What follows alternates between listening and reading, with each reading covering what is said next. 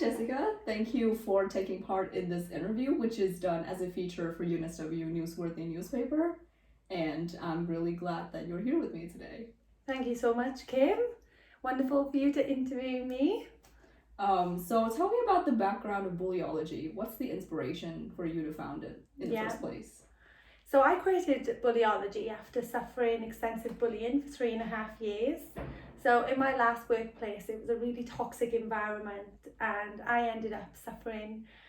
So when I kind of left that industry where unfortunately I ended up in a hospital bed because the bullying got so bad, I ended up collapsing at work, which was work-related stress. My body got burnt out. So after that, I realised how many other people in this country and the world are suffering workplace bullying. And I spoke a lot about school bullying, but I guess the workplace bullying wasn't something that I personally had a lot of knowledge about where to get help, why does it happen, and also especially in Australia, which was a foreign country to me. I'm from the UK, from Wales.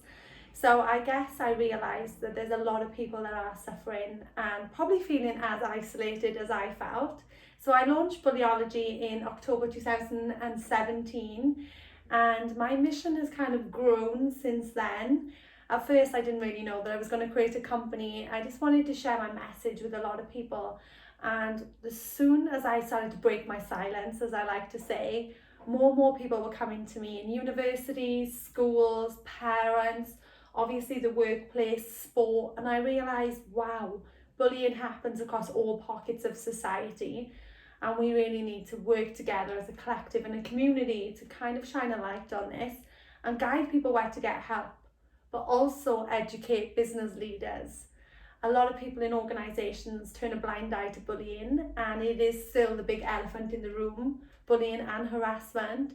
So my work aims to educate all people within organisations, especially business leaders, to let them know how damaging bullying is and what it can do to not only personal success, mental health, physical health, but also organisation and business success, the financial loss, especially in compensation claims. Wow, it must be really, really challenging to be both an inspiration and also an entrepreneur. So have you encountered any difficulties in regard to funding or getting people to understand more about your message? Like, how do you increase your reach within such a foreign country? Let me answer the first question with regards to funding. I've solely funded everything in business. So I do a lot of talks, I run workshops in organisation, and I also get funding. So in the early days, and still now, I'm still, even though I'm 2 years in, it's still very much a startup phase where the money I earn, I invest back in the growth of the business.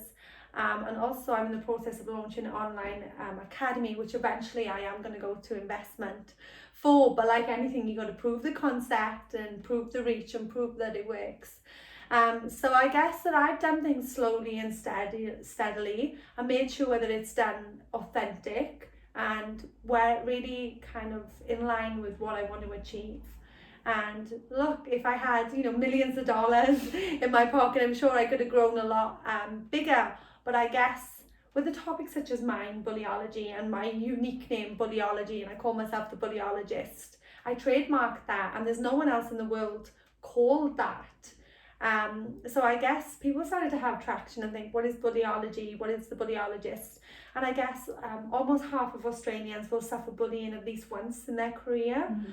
So whether it's not you or me that would have been affected by bullying, it's someone that we know and love and care about. So bullying is such a topic that is now starting to come to light because people are suffering in silence and people still don't know where to get help, especially students or expats or people on visas like me that are on the other side of the world, away from friends and families, and just don't know where to get help. Oh wow. Such an inspiration. So how have you changed ever since you found Bullyology? Because you're making a name for yourself, you're somewhat successful with the branding process. So how have you changed as a person? Has your personal life changed? Do you get recognized in the street often? Look, with regards to how I've changed as a person, I've grown so much. I had to grow up pretty quick. When I came to Australia, I was 23 and I was bullied throughout my mid-20s. And I was working in construction, so a very male-dominated environment. So I had to grow a thick skin, toughen up princess. This is the construction industry. And I guess I've always been a strong, confident person. But during that, I lost all of my confidence, my self-love, my self-belief. I believed at times that I deserved it. So I guess I had to rebuild myself. But with regards to bullyology and the bullyologist, I had to build this person.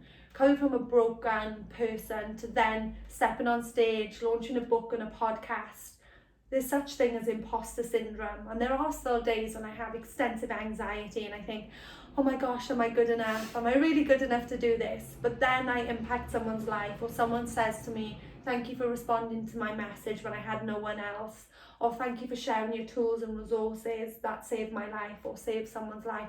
I realise that everyone has self-doubt.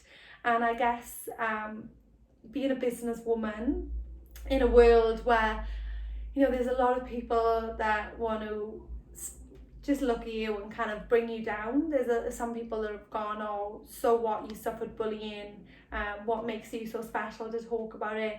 But I guess that the more successful you are, the bigger the target on your back, and the more traction you're having on social media and sharing your message, there'll always be haters.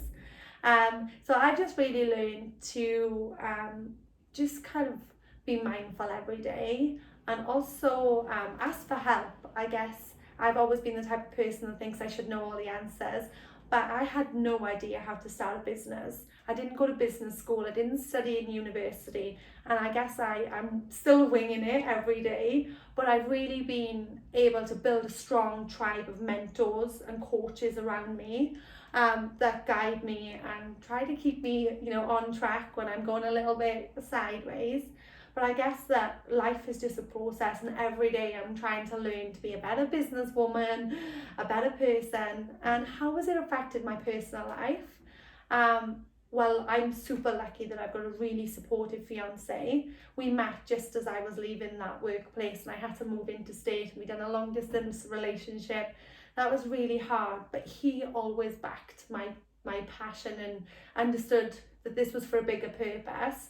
So I'm really lucky he's understanding, because starting a business and leaving a workplace where you're paid really well, you know, there are financially hard times, but I guess that we are a team, and bullyology is very much, you know, both of our success together. And I don't think that I would be able to be kind of as confident and successful if I didn't have a strong person cheerleading me behind the scenes when I'm nervous or anxious, saying I don't think I can do this event. So I guess you know, we both know that this is for a bigger reason, and people think that businesses just pop up overnight and become an overnight $1 million business and success. But people don't see the sleepless nights, the stress, the behind the scenes, the hours and hours and hours of just trying to put content together, and not having anyone really to bounce anything off. Business can be a really, really lonely place, and working from home is one of those things as well. So I guess I've learned so much about myself. I've never spent so much time alone. When you're in a corporate or a workplace, you've got all your colleagues, you're having all of them kitchen conversations. And as an entrepreneur, no one told me about the isolation and the loneliness. But I guess I try to co-work with people and make business partnerships where I can train and bounce ideas off. And I guess in the last 6 months, that has really took me to exciting new places, because I can leverage partnerships, their network, their resources, and not try to create everything myself, which also puts so much external pressure on yourself. So I guess I'm just kind of on my journey where I'm trying to learn about myself and business, and also learn about other people to know how I can best serve the people. Oh, you talked about the Upstand Academy. So is that one part of your future plans, and can you share where you're looking forward to taking bullyology? Yes. So bullyology, I focus on workplace bullying schools. I do a couple of talks, and it's primarily about, I've got my methodologies and frameworks on how to deal with bullying at an organisation level, but also at a personal level. And Upstand Academy is kind of you know, I guess a brainchild off the back of bullyology, where I realised that Bullyology focuses on bullying in particular, but there's also so many aspects of me as myself, as an entrepreneur, as a female, as a friend, as a partner, as a human, I guess, that before I got bullied, I was still in the social impact space. I still was talking on mental health, I was talking on mind health, resilience, and the Upstand Academy is really focused on being an upstander against toxic behaviours, so not be a silent bystander. So Bullyology content will be built into this online platform, which I call in my Upstand Academy, but also there'll be lots of other content as well. My aim is to empower people to have bigger impact, but also know how to be an upstander. People often think in bullying situations or toxic relationships or breakdown in friendships or relationships that there's two people involved in that. And let's look at bullying. There's the bully and the victim or target, but there's also all of these other people, which are the colleagues or the witnesses that sometimes would love to help and intervene or ask that person, are you okay? But they don't have the skills or tools to know how to help. And sometimes it could be just referring them to the workplace bullying policy. So I guess the Upstand Academy is really an online space where organisations can tap into the content and share that across their online learning management systems, but within the organisation. Because what I did realise is I can't be in all of these places at once. So I guess it's a way to scale my content and also partner with other organisations to tap into their content as well.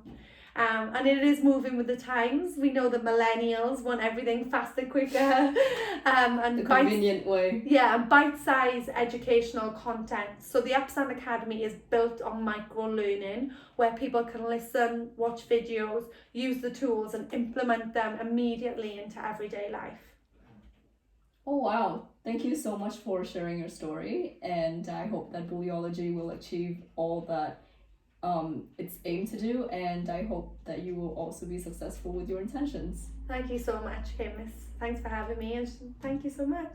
All good. Have a great day. Bye. Bye.